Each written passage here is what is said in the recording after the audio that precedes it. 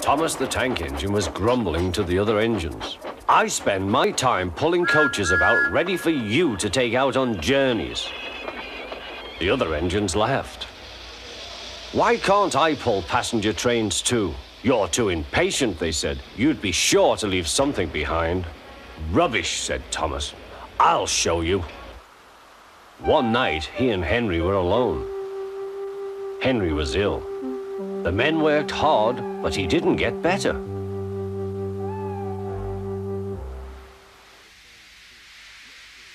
He felt just as bad next morning. Henry usually pulled the first train, and Thomas had to get his coaches ready. If Henry is ill, he thought, perhaps I shall pull his train.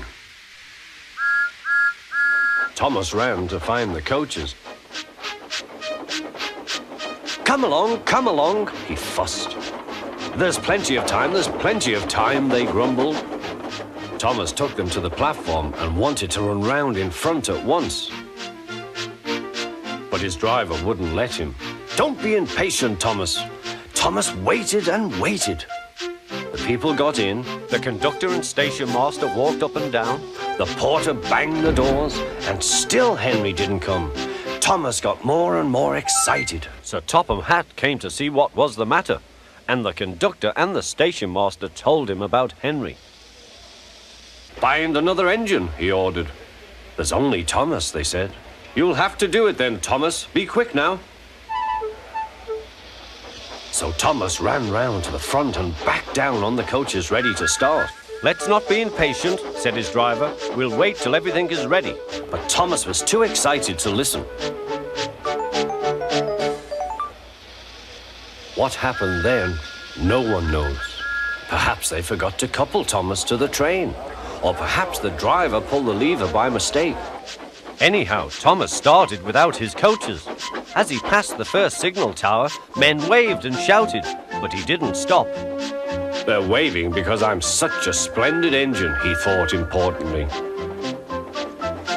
Henry says it's hard to pull trains, but I think it's easy. Hurry, hurry, hurry, he puffed, pretending to be like Gordon.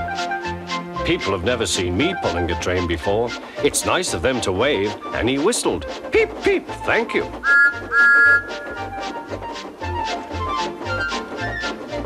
Then he came to a signal at danger.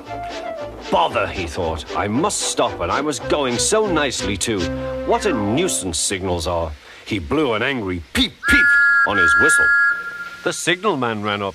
Hello, Thomas, he said. What are you doing here? I'm pulling a train, said Thomas. Can't you see? Where are your coaches, then?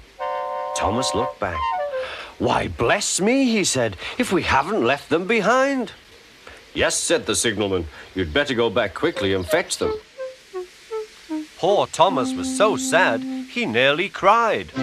Cheer up, said his driver. Let's go back quickly and try again.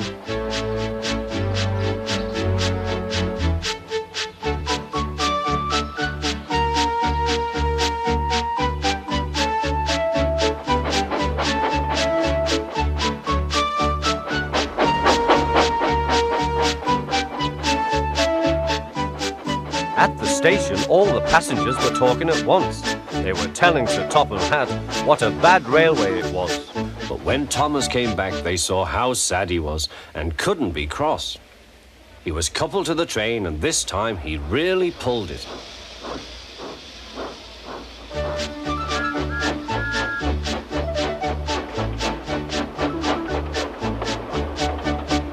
Afterwards, the other engines laughed at Thomas and said, Look, there's Thomas who wanted to pull a train, but forgot about the coaches.